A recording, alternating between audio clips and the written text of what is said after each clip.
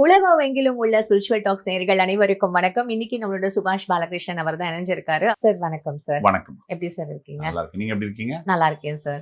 தமிழ் கடவுளும் முருகனும் அப்புறம் இந்த ஜோதிடமும் பற்றி நீங்க நிறைய விஷயங்கள் எங்களுக்கு ஷேர் பண்ணணும் சார். முருகன் அல்லாமல் ஜோதிடம் இல்லை. ஜோதிடம் பிறந்ததே முருகனுடைய அருளில் தான். அகஸ்தியர் முருகன்கிட்ட போய் வழிபடக்கூடிய காலகட்டங்களில் இங்க இருக்கக்கூடிய பூமியில இருக்கக்கூடிய மனித இனம் படக்கூடிய கஷ்டங்கள், ரொம்ப கஷ்டப்படுறவங்க, அடிநிலை மக்கள்லேருந்து ராஜாவா இருக்கிறவங்க வரைக்கும் கஷ்டப்படுறாங்க. அதை முருகன்கிட்ட முறையிடும் போது இந்த மனிதர்களுக்கு ஏதாவது விடிவு காலம் இல்லையா? அப்ப ஜோதி அகம், ஜோதி என்பது ஆத்மா, அகம் என்பது அறிவு. தன் உயிரை பற்றிய அறிவே ஜோதிடம், தன் உயிரை பற்றிய படிப்பே ஜோதிடம். எல்லாத்தையும் நம்ம தெரிஞ்சுக்கிறோம், ஆனா நம்ம உயிரை பத்தி நம்ம தெரிஞ்சுக்கணும் அப்படிங்கிற கல்வியை முருகன் அகஸ்தியருக்கு அருள் பாலிக்கிறார். அதனால இந்த ஸ்பெஷல் எபிசோட்ல 12 ராசிக்காரர்களுக்கும் எந்தெந்த முருகன் கோவில், எந்தெந்த முருகன் வழிபாடுகள், எதை செய்ய வேண்டும், எதை தவிர்க்க வேண்டும், இப்படி செய்தால் எதை செய்தால் விஸ்வரூப வெற்றி கிடைக்கும், யாமிருக்க பயமேன் என்று சொல்லக்கூடிய முருகன் அருள் உங்களுக்கு முழுமையா வேணும்னா இந்த எபிசோட முழுமையா பாருங்க.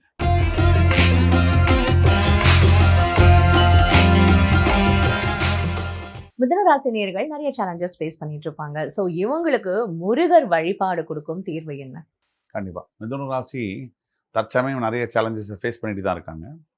அதில் முக்கியமாக தொழில் சம்பந்தமான சேலஞ்சஸ், வியாபாரம் சம்பந்தமான பிரச்சனைகள், அதனால வரக்கூடிய குழந்தை பிரச்சனைகள், வீட்டில் பொருளில், நிம்மதியில், ஆரோக்கியத்தில், உறவுகளில் அதனால வரக்கூடிய பேரண்ட் ப்ராப்ளம் எப்படின்னு பார்த்தீங்கன்னா ஃபினான்ஷியல் கன்ஸ்ட்ரெயின்ட்டு, கெரியர், ஜாபில் பிரச்சனைகள், அதனால வரக்கூடிய அசோசியேட்டட் ப்ராப்ளம் நிறைய இருக்குது.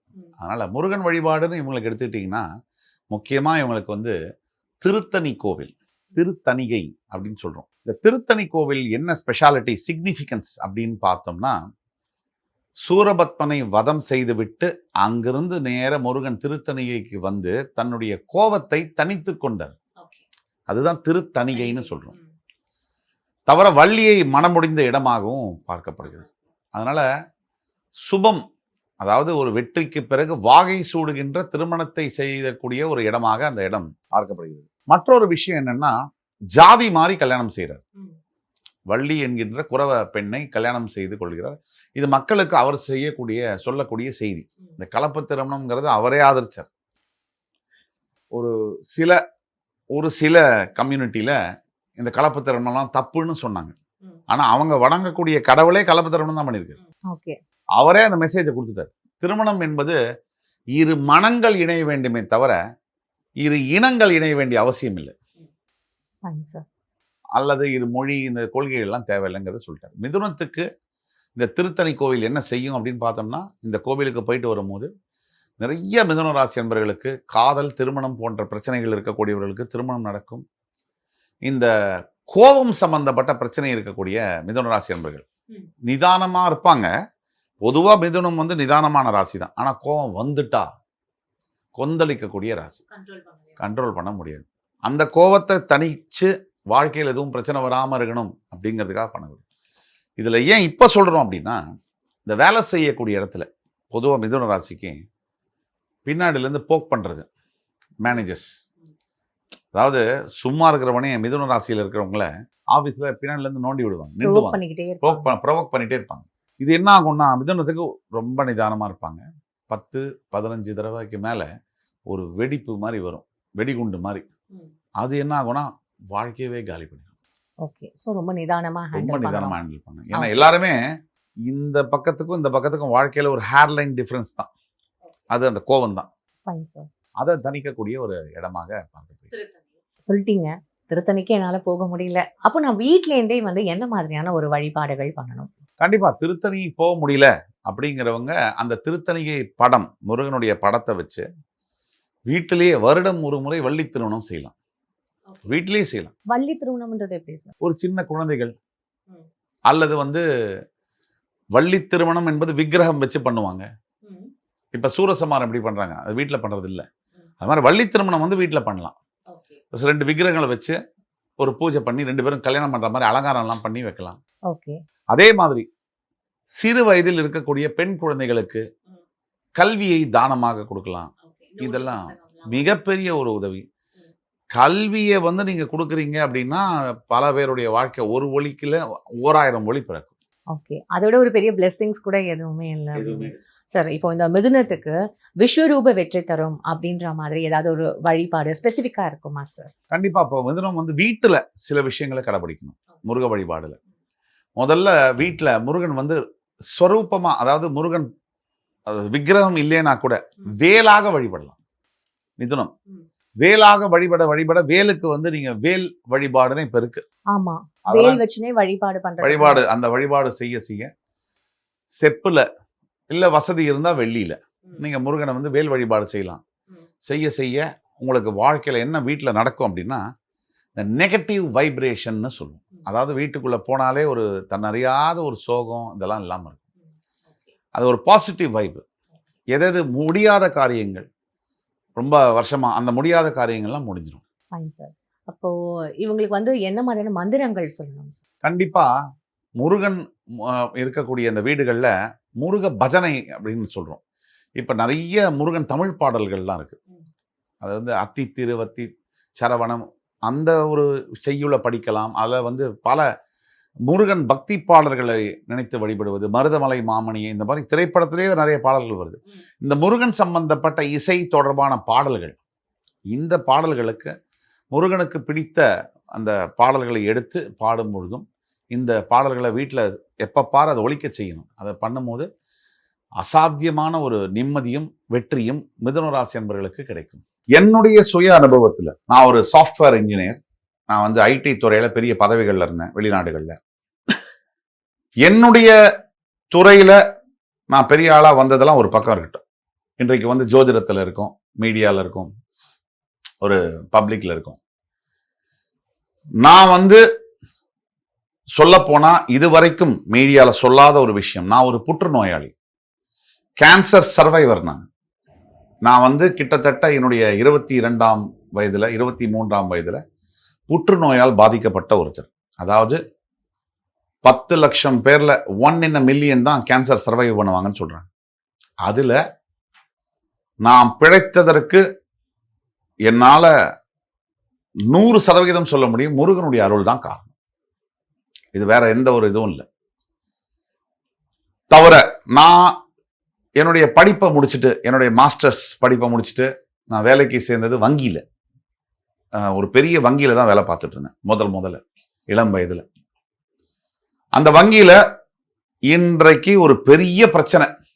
அந்த வங்கியில எனக்கு ஒரு மிகப்பெரிய ஒரு பாதிப்புனா சாதாரண இல்லை. நாளைக்கு வந்து எனக்கு வேலை போகுது, அது உறுதி. அதாவது அந்த வேலையை நம்பி ஒரு குடும்பமே இருக்கக்கூடிய சூழ்நிலையில அந்த வேலை வந்து நான் இழக்க போறேன். அந்த சூழ்நிலையில ஒரு 12 மணி நேரம் முன்னாடி என் வீட்டுக்கு வந்து மருதமலை முருகனுடைய படம் வந்து வருது, கிஃப்டா வருது. இது நடந்த நிதர்சனமான உண்மை. அந்த மருதமலை முருகன், அது மருதமலை முருகன் அப்படிங்கிறது கூட எனக்கு அப்ப நாலேஜ் கிடையாது. ஒரு முருகன் வரார் விபூதி அலங்காரத்துல. அந்த முருகனை வந்து மாலை போட்டு அந்த படத்துக்கு முன்னாடி ஒரு 1/2 மணி நேரம் உட்காந்து மெடிடேட் பண்றேன். போறேன், மறுநாள் காலையில வங்கிக்கு போறேன். இன்னையோட என் வேலை முடிஞ்சதுன்னு நினைக்கிறேன். அப்போ அது என்ன ஒரு அதிசயமும் மிரக்கலோ தெரியாது, என் மேல உள்ள குற்றச்சாட்டு தப்புன்னு நிரூபிக்கப்பட்டிருக்கு அதுவாவே. அதை பத்தி லென்த்தியா பேச முடியாது, அதனால சுருக்கமா சொல்றேன். இந்த அதிசயம் நடந்தது. இது நடந்து கரெக்டா 2 வருஷம் கழிச்சு புற்றுநோயால் பாதிக்கப்பட்டு கண்டிப்பா 8 மாதத்திற்கு மேல வாழ முடியாதுன்னு இந்தியாவுடைய தலைச்சிறந்த மருத்துவர் எனக்கு பரிந்துரை செய்திருந்தார். அந்த காலகட்டத்துல மறுபடி 8 மாசம் கழிச்சு இன்னைக்கு இப்ப 20 வருஷம் ஆச்சு, நல்லா தான் இருக்கு. ஆக இது எல்லாமே ஒரு அதிசயம்தான். இந்த முருகனுடைய இது இல்லாம இவ்வளவு பணம், இத்தனை பொருளாதாரம், இவ்வளவு வெளிநாடுகள்ல வேலை வாய்ப்பு, இப்படி வந்து வசதி வாய்ப்பு, காரு பங்களான்னு இதெல்லாம் வந்து முருகன் இட்ட பிச்சை. அதாவது வாலி சார் சொன்னார், நான் பாலச்சந்தரை பார்க்கறதுக்கு முன்னாடி சாப்பாட்டுக்கு வழி இல்லை, அவரை பார்த்ததுக்கு அப்புறம் சாப்பிட்றதுக்கு நேரம் இல்லைன்னு. நான் முருகனை, மருதமலை முருகனை, சுவாமிமலை முருகனை வழிபட தொடங்கிய அந்த காலம் முதல் என் வீடுல நீங்க வந்து பாத்தீங்கன்னா எங்கேயுமே முருகன் தான் இருக்கும். எல்லா இடத்துலையும் முருகன், இது முருகன் விக்கிரகம், பூஜை புனஸ்காரம் இப்படிதான் இருக்கும்.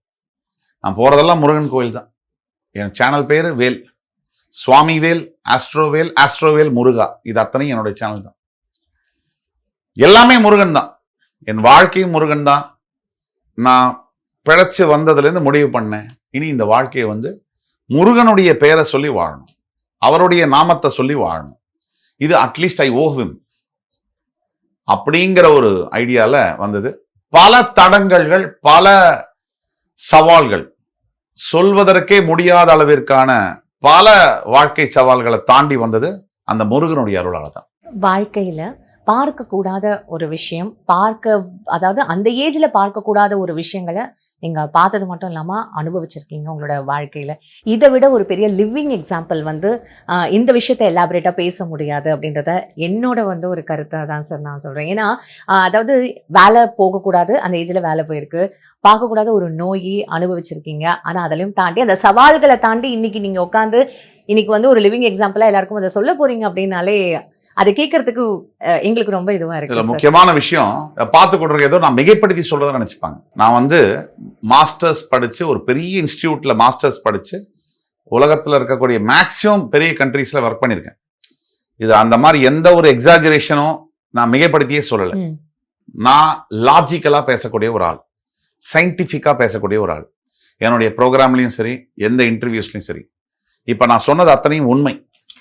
அதாவது முருகனுடைய அருள் அல்லாமல் என்னுடைய வாழ்க்கையில நான் இவ்வளவு பொருளாதாரம், இப்படி வசதி, இப்படி வாழ்க்கை, இப்படி பதவிகள், இப்படி எல்லாம் நான் இருந்த வாய்ப்பே கிடையாது. கண்டிப்பா சார். இதை விட எங்களுக்கு வந்து ஒரு வாழ்க்கை அனுபவம் உள்ள இந்த முருகனும் நீங்களும் அப்படின்ற மாதிரியான ஒரு விஷயத்தை வேற யாருமே எக்ஸ்பிளைன் பண்ணியிருக்க முடியாது. அதுவும் 12 ராசிகளுக்கும் எந்தெந்த ஸ்தலங்கள், எந்த மாதிரியான ஒரு மந்திரங்கள், அவங்க என்ன மாதிரியான ஒரு வெற்றிகள் வந்து அவங்களுக்கு வந்து வாய்ப்புகள் தேடி வரும் அப்படின்றத ரொம்ப அழகா சொல்லியிருக்கீங்க சார். உங்களோட நேரத்துக்கும் உங்களோட கருத்துக்கும் ரொம்ப நன்றி சார். மிக்க நன்றி. இந்த வாய்ப்பை கொடுத்த ஸ்பிரிச்சுவல் டாக்ஸ் அன்பு தமிழ் நெஞ்சங்களுக்கு என்னுடைய வணக்கங்களும் வாழ்த்துக்களும். ஓம் சரவண பவ.